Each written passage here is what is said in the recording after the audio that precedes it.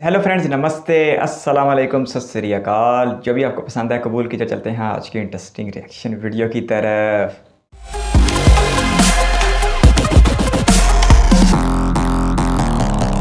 Vande Bharat express को लोगों का बहुत ज़्यादा प्यार मिल रहा है। ऑलमोस्ट हर एक हफ्ते देश के किसी न किसी लोकेशन पर एक नई वंदे भारत एक्सप्रेस ट्रेन हमें अपना ऑपरेशन शुरू करते हुए नजर आ रही है। इसके साथ साथ इंडियन रेलवेज बहुत तेजी से काम कर रही है अपनी 100% इलेक्ट्रिफिकेशन से रिलेटेड, जहां पर कई राज्य और कई रेलवे जोन ऐसे हैं जहां पर ऑलरेडी 100% इलेक्ट्रिफिकेशन कर दिया गया है। इसके अलावा वंदे भारत एक्सप्रेस के अलग अलग वर्जन, जिसके अंदर स्लीपर वर्जन भी है, उनके ऑर्डर्स दे दिए गए हैं, मैन्युफैक्चरिंग भी शुरू हो जाएगी। और ऐसे में सवाल उठता है, क्या आगे जाकर देश में जितनी पैसेंजर ट्रेन चलती है, क्या वो ईएमयू ट्रेन सेट्स या जिस तरीके से वंदे भारत एक्सप्रेस वाली ट्रेन है उनमें रिप्लेस हो सकती है या फिर नहीं? और इसी सवाल का जवाब आज हम जानेंगे।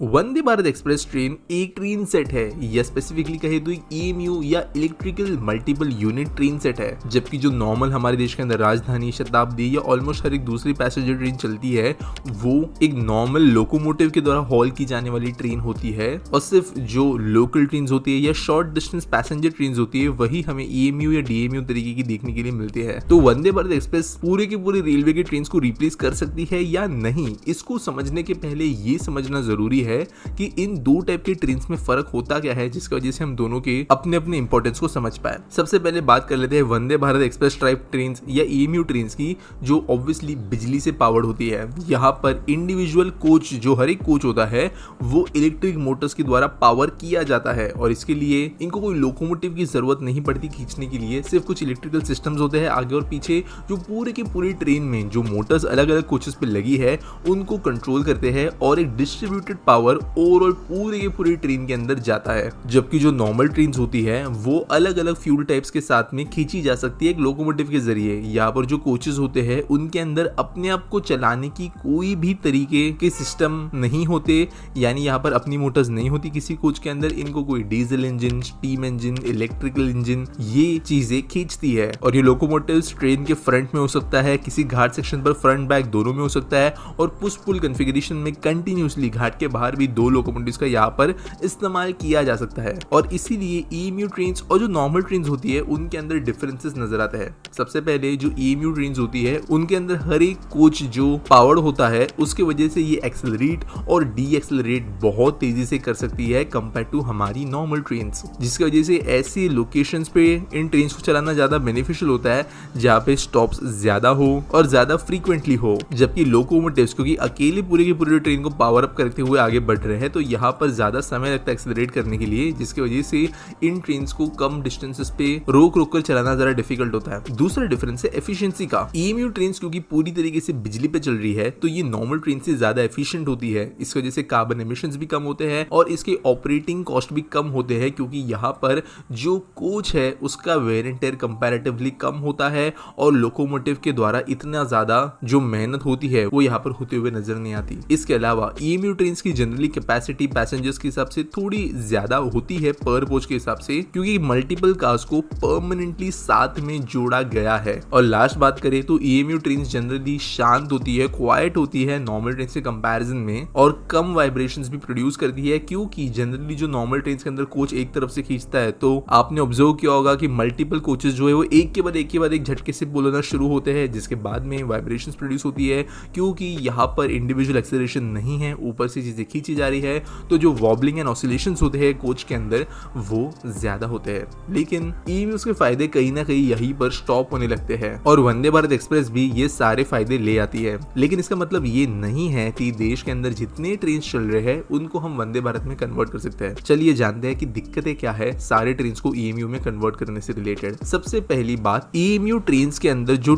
कोचेस के बीच की कपलिंग होती है वो परमानेंट होती है और एक सिंगल यूनिट की तरह पूरी की पूरी ट्रेन ऑपरेट करती है, यानी अगर 16 डिब्बे है तो 16 डिब्बे एक पूरे ट्रेन के तौर पर ही टेक्निकली एक्ट करते हैं। इसका मतलब क्या है? मतलब ये है कि चाहे वो एयर कंडीशनिंग हो, बिजली के सिस्टम्स हो, पावर कंट्रोल करने के सिस्टम्स हो, ब्रेकिंग हो, ये चीज़ें बहुत ही ज़्यादा डिटेल्ड लेवल पर एक दूसरे से जुड़ी होती है। यानी अगर एक भी कोच को कम कर दिया जाए इस पूरे के पूरे सेट के अंदर से तो ट्रेन एक्चुअल में पूरी बनती नहीं है, और इसकी वजह से इसको कंट्रोल करना, या इसको आप कह सकते हो अलग अलग कॉन्फ़िगरेशन में क्विकली चलाना डिफिकल्ट होता है। इम्पॉसिबल नहीं है, लेकिन जनरली ये पूरी की पूरी ट्रेन इकट्ठा ही चलती है। इसके अंदर कोचेस की फेरबदल जो है बार बार हो नहीं सकती, और यही पहली दिक्कत ले आती है। हमारे देश के अंदर जो लॉन्ग डिस्टेंस ट्रेन चलती है उनके अंदर कोच कॉन्फ़िगरेशन में बहुत वैरायटी है, और कई ट्रेन अपने पूरे रूट के अंदर अपना कोच कॉन्फ़िगरेशन चेंज भी करती है। कई बार होता है कि किसी रिमोट स्टेशन पर जो 2-3 कोचेस जानी है वो किसी एक्सप्रेस के साथ या सुपर फास्ट ट्रेन के साथ में डायरेक्टली अटैच कर दिए जाते हैं। वो किसी जंक्शन तक, किसी इंपॉर्टेंट स्टेशन तक जाते हैं, फिर उनको डीकपल कर दिया जाता है और फिर वो आगे बढ़ते हैं। हमने घाट सेक्शंस पे भी देखा होगा कि बैंकर्स जो है आगे पीछे लगा दिए जाते हैं ट्रेन के, बाद में उनको अगले स्टेशन पे फिर से निकाल दिया जाता है। नॉर्मली जो EMU ट्रेन होती है उनके साथ में ये कर पाना बहुत ज्यादा मुश्किल है। यहाँ पे बस किसी इंजन को लगा दिया या किसी कोच को चेंज कर दिया, ऐसा होता नहीं है। इनको पूरा यूनिट की तरह पे चलाना पड़ता है, और क्योंकि नॉर्मल ट्रेन ये फैसिलिटी प्रोवाइड करती है तो इंडियन रेलवेज को नॉर्मल ट्रेन की वजह से ज्यादा बेहतर कनेक्टिविटी देश भर में रखने में मदद मिलती है। इनफैक्ट इसी वजह से कई बार हमें ट्रेन के अंदर 2 कोचेस दुरंतो के, 2 कोचेस शताब्दी के, 2 कोचेस ब्लू वाले, ऐसे अलग अलग देखने के लिए मिलते हैं, लेकिन EMU ट्रेन सेट्स के अंदर ये पॉसिबल नहीं है। दूसरी दिक्कत है इंफ्रास्ट्रक्चर की। अब EMU ट्रेन सेट्स की बात करें तो ये बिजली पे चलती है। हम जानते हैं कि भारत जो है अपनी बिजली, अपने इलेक्ट्रिफिकेशन के मिशन के अंदर बहुत आगे तेजी से बढ़ रहा है। ऑलमोस्ट पूरे के पूरे ट्रैक्स हमारे जल्दी इलेक्ट्रीफाई हो जाएंगे, लेकिन ऐसा नहीं है कि सिर्फ और सिर्फ इलेक्ट्रिफिकेशन हो जाने की वजह से सब कुछ सही हो जाएगा। EMU जितनी बिजली खाती है और जिस तरीके से वो पावर लेती है उसमें डिफरेंस होता है compare to an normal electric locomotive. इसके वजह से सिर्फ और सिर्फ यहाँ पे इलेक्ट्रिफिकेशन की जरूरत नहीं है, लेकिन अलग अलग जगह पे, चाहे वो पावर स्टेशन हो, सब स्टेशन हो, ओवरहेड पावर लाइंस की क्वालिटी हो, इन चीजों को भी चेंज करना पड़ेगा अगर सारी ट्रेन को वंदे भारत बनाना है तो। और कुछ रीजन्स के अंदर, स्पेशली जहां पर फ्रीक्वेंसी ट्रेन की कम है, वहां पर ऐसे अपग्रेडेशन करना बिल्कुल भी एफिशिएंट नहीं है, स्पेशली बहुत ज्यादा रिमोट वाले एरियाज में। हाँ, ट्रेन जो है बीच बीच में चल सकती है, लेकिन सारे के सारे ट्रेन को ऐसे चेंज कर देने की वजह से इंफ्रा को अपडेट करने की भी जरूरत पड़ेगी। इसके अलावा जो तीसरा इशू आता है वो है हमारे देश के अंदर चलने वाली दूसरे टाइप की ट्रेन के बारे में। हमारे यहाँ पर फ्रेट ट्रेन भी चलती है, हमारे यहाँ पर स्पेशलिस्ट ट्रेन भी चलती है, हमारे यहाँ पे शहर और आसपास के गांवों को कनेक्ट करने के लिए भी डिफरेंट टाइप्स ऑफ ट्रेन चलती है। अगर इनको ट्रेन सेट से रिप्लेस किया जाए, स्पेशली वंदे भारत वाले टाइप से, तो ये ट्रेन के अंदर जो काम होते हैं वो बहुत ही ज्यादा डिफिकल्ट हो जाए करने। जो मैंने पहले इशूज आपको बताया, कोचेस का चेंज होना, इंफ्रा का बेहतर बनाया जाना, ये चीजें जो है इंपॉर्टेंट है ऐसे रूट्स को रन करने के लिए, जो यहाँ पर नहीं हो पाएगी क्योंकि इंडिया में वैरायटी ऑफ ट्रेन चलती है, वैरायटी ऑफ रीजंस की वजह से, जो यहाँ पर पॉसिबल नहीं होगी। अगला इशू आता है कॉस्ट का। दोस्तों, EMU ट्रेन सेट जनरली बहुत महंगी होती है कंपेयर टू जो कोच से बनी होती है उन वाली ट्रेन से। ये इसलिए क्योंकि जनरली जो कोचेस होते हैं वो मास प्रोड्यूस करना ज़्यादा इजी होता है। जैसे मैंने कहा, इंडिविजुअली ये पावर्ड नहीं होते। अगर 2 कोचेस को जोड़ा जाता है तो इनके अंदर बस एक नॉर्मल इलेक्ट्रिकल कनेक्शन और ब्रेकिंग कनेक्शन के लिए जो हाइड्रोलिक्स होते हैं और या एयर पाइप्स होते हैं उनको जोड़ा जाता है। इसके अलावा ज़्यादा कोई कनेक्शन करने की जरूरत नहीं है।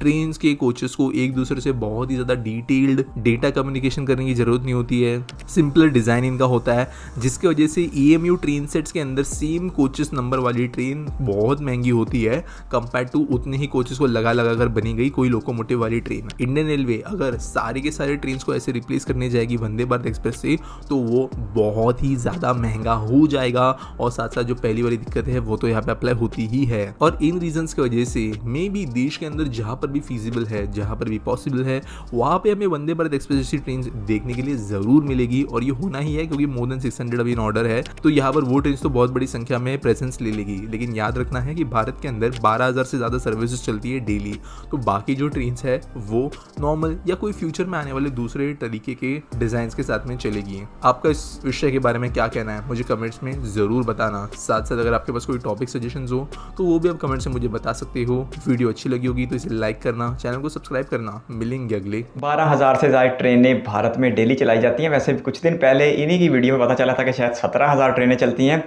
खैर, वो फिर मालबरदार गाड़ियाँ मिला के बताई जा रही होंगी।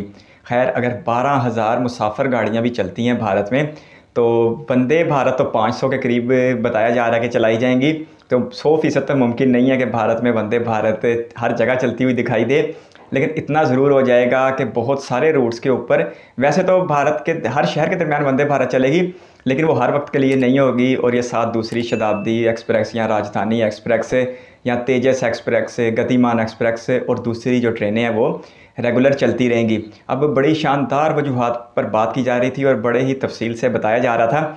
एक वजह ये बताई जा रही थी कि वंदे भारत के हर कोच में अपना अपना निज़ाम मौजूद होता है, जिसकी वजह से इसका एक्सेलरेशन बहुत ज़्यादा बेहतर होता है और इसी वजह से इसमें वाइब्रेशन भी बहुत कम देखने को मिलती है।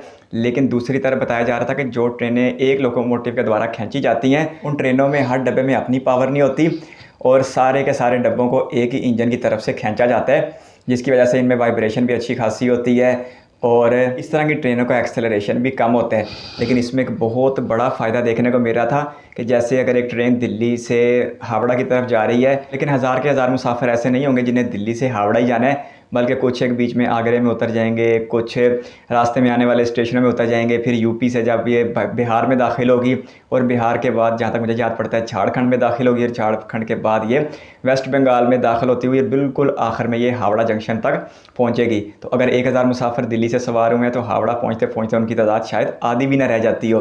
तो इसी वजह से फिर डब्बे हर स्टेशन में कम या ज़्यादा किए जाते हैं, जिसकी वजह से रेलवे को इजाफी कोई भी खर्चा नहीं उठाना पड़ता डब्बों के साथ साथ लेके चलने का।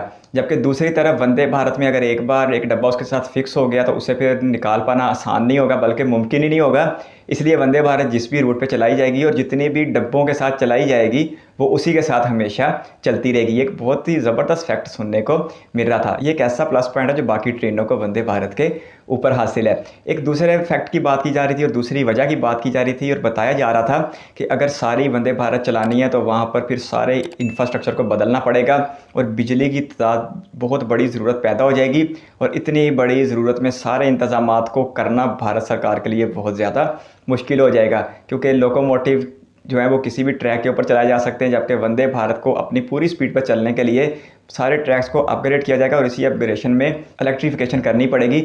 और जब उस बिजली को बनाएंगे तो उसके लिए आलूदगी भी पैदा होगी, क्योंकि वैसे तो भारत रीन्यूएबल एनर्जी के ऊपर काम कर रहा है, लेकिन आज के दिन तक भी भारत में more than 75% electricity furnace oil, कोयले या गैस की मदद से तैयार की जाती है। वैसे तो भदला में दुनिया का सबसे बड़ा सोलर पार्क भी लगा है और भी भारत में काफ़ी सोलर पार्क लग रहे हैं, लेकिन इतनी बड़ी तादाद में बिजली पैदा कर पाना कि सारी ट्रेनें इलेक्ट्रीफाई हो जाएं, भारत सरकार के लिए एक चैलेंज बन के सामने आएगा। तो जो आलूदगी लोकोमोटिव पैदा कर रहे हैं, अगर उसे कम करने के लिए अगर सारी वंदे भारत चलाई गई तो फिर दूसरी तरफ वंदे भारत को चलाने के लिए बिजली पैदा करना एक मसला बन जाएगा। तो ये एक ऐसा साइकिल है जिसमें भारत सरकार को आने वाले कई सालों में अच्छी खासी परेशानियां फेस करनी पड़ेंगी। लेकिन दूसरी तरफ ये बात अपनी जगह बिल्कुल हकीकत है कि वंदे भारत जितनी शानदार कामयाबी माजी करीब में पीछे किसी भी ट्रेन ने नहीं हासिल की, और जिस तेज़ी के साथ वंदे भारत बिछाई जा रही हैं, तो 500 अगर चल जाती हैं 2025 तक, 24 या 25 तक, तो ये भारत के हर शहर के लिए अवेलेबल होगी। चाहे दिन में एक बार आएगी, एक बार जाएगी, लेकिन लोगों को इस शानदार ट्रेन में सफ़र करने का मौका ज़रूर मिल जाएगा और भारतीयों को एक जदीद सफ़र का आनंद भी ज़रूर मिल जाएगा। तो देखते हैं कि 500 ट्रेनों के बाद भी कोई ज़रूरत बचती है तो फिर नई वंदे भारत भी बनाई जाएंगी। अब तो वंदे भारत भी अपग्रेड करने जा रहे हैं और उसके स्लीपर कोच भी बनेंगे जो गुजरी हुई वंदे भारत से भी शानदार होने जा रहे हैं। तो कुछ एक फ़ायदे वंदे भारत के हैं, जो कुछ एक नुकसान वंदे भारत के हैं। अगर वंदे भारत के नुकसान और फ़ायदे को देखा जाए तो इसके फ़ायदे मुझे पाकिस्तान में बैठ के तो कम से कम ज़्यादा ही दिखाई दे रहे हैं, क्योंकि लोगों का कीमती वक्त बचाया जा सकता है। जो सफ़र दूसरी ट्रेनें 8 घंटे में करवाती हैं वही वंदे भारत 5.5-6 घंटे में भी करवा देती है। और एक दफ़ा एक इस तरह की तकरीब थी तो मोदी इफ्तिताह कर रहे थे, नरेंद्र मोदी, तो वो बता रहे थे कि हमने हज़ारों लाखों घंटे भारतीयों के बचा भी रही हैं अब तक वंदे भारत की सहूलत देके। तो वक्त जैसी कीमती चीज़ को बचाना भी बड़ी ही शानदार बात साबित होगी। और बाकी एक नुकसान वंदे भारत का ये भी है कि इसका किराया दूसरी ट्रेनों से ज़्यादा है। तो बस फिर जहाँ पर फूल हो तो उसके साथ कांटे भी होते हैं। अब ये फ़ैसला भारत सरकार ने करना है या उनके जवाब में भारतीय अवाम ने करना है कि उन्हें पूरे ही भारत में हर जगह वंदे भारत चाहिए या फिर शताब्दी और राजधानी का अभी अगले 10-20 साल भारतीय अवाम का खिदमत करने का इरादा है। आपके किसी बात का शुक्रिया। इस वीडियो पर तक बनने के लिए बहुत सारा धन्यवाद। चैनल पर फर्स्ट टाइम तो सब्सक्राइब करते हुए बेल आइकन प्रेस कर दें। बहुत जल्द एक और इंटरेस्टिंग रिएक्शन वीडियो के साथ मिलेंगे, तब तक अपना बहुत सारा ख्याल रखिएगा। Bye bye.